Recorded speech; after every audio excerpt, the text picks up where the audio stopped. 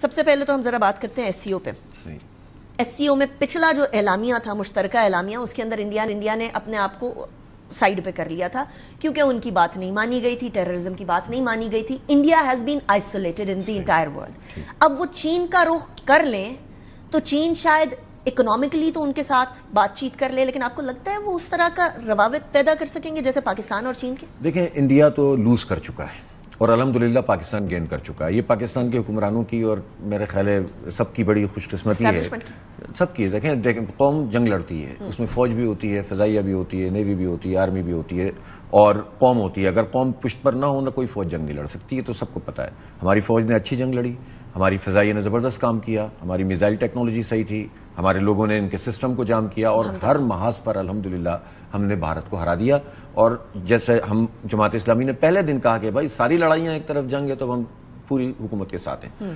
تو یہ ایٹیٹیوڈ تو پوری قوم کا تھا، اللہ کا شکر ہے ہم نے ہرا دیا. اور انڈیا کی جو دھاک تھی نا وہ ختم ہو گئی. اس نے جو مت قائم کیا ہوا تھا نا، ہم ٹیکنالوجی میں ایڈوانس ہیں، پاکستان تو بہت ہی ایسے کوڑے کا ڈھیر اللہ معاف کرے کہتے تھے اور کچھ نہیں ہے، بھکاری ہیں، فلاں ہیں.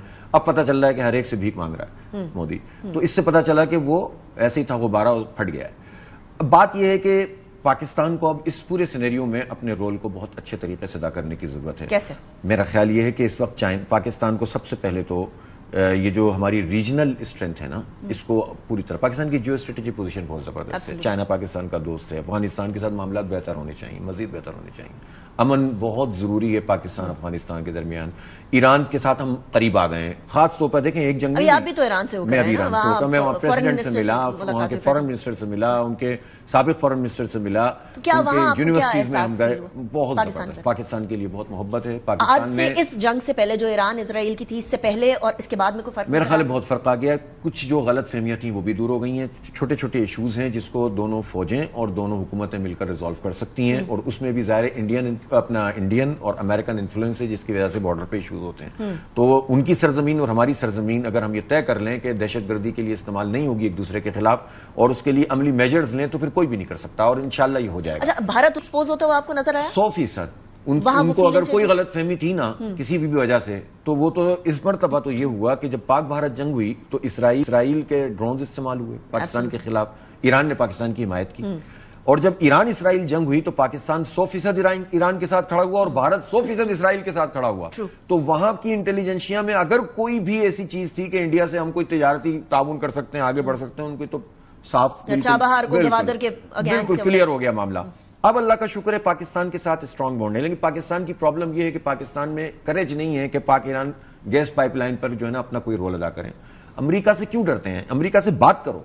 دیکھیں ابھی تو امریکہ کے سامنے ہم نے کافی ساری چیزیں رکھنے سے کچھ نہیں ہوتا، تھوڑا سا کرنا پڑے گا اور پش کریں اور ہو جائے گا. یہ ایسا بھی نہیں ہے کہ امریکہ پاکستان کو ایسے نہیں لے سکتا جس طرح سے وہ اور ملکوں کو دیکھتا ہے. آئی تھنک مائنڈ سیٹ بھی چینج ہوا ہے اب. لیکن بنگلہ دیش کی سائٹ پہ بھی بہت بہتری آئی ہے. بنگلہ دیش کو اللہ کا شکر ہے جماعت اسلامی سے ملاقات کر کے جی ہمارے سردار صاحب آیا، اچھا کیا انہوں نے. دیکھیں وہاں پر جماعت اسلامی ایک ریئلٹی ہے، اس کے ساتھ یہ سنا کہ انہیں مسلسل 50 سال تک ان کے لوگوں کو شہید کرتے رہے، پھانسیوں کے پھندے پہ جھولتے رہے، لیکن انہوں نے کبھی بھی اپنے اصولوں سے پیچھے نہیں ہٹے.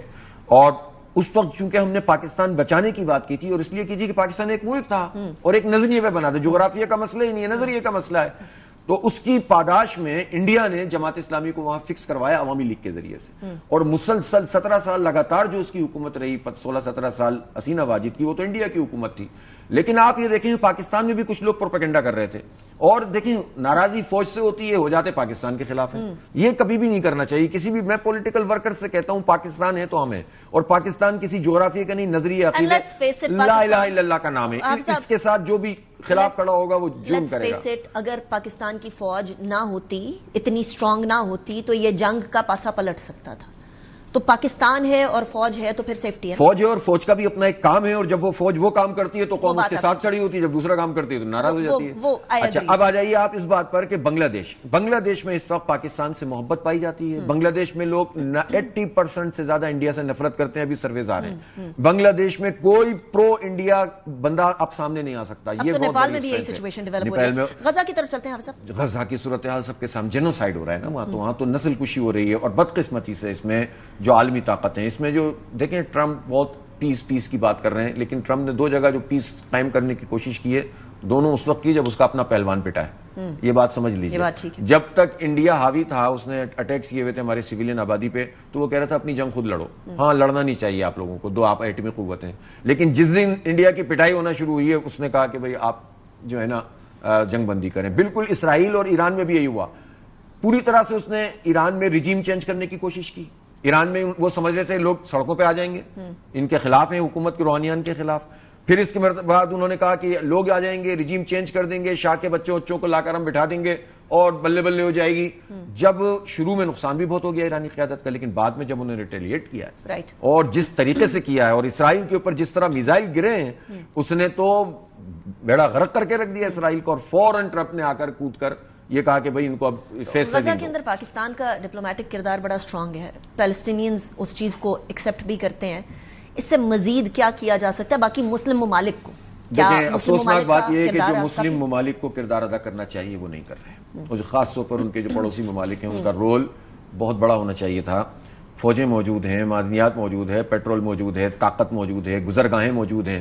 مسلمان دنیا کے پاس تو ساری گزرگاہیں بڑی بڑی موجود ہیں. پوری دنیا کی تجارت کو ہم ڈسٹرب کر سکتے ہیں. پوری دنیا سے کہہ سکتے ہیں کہ اگر تم غزہ میں جینوسائیڈ جاری رکھو گے تو تمہاری تجارت بھی نہیں چلنے دیں گے. یہی ٹرمپ بھاگا آئے گا اور امن قائم کروائے گا.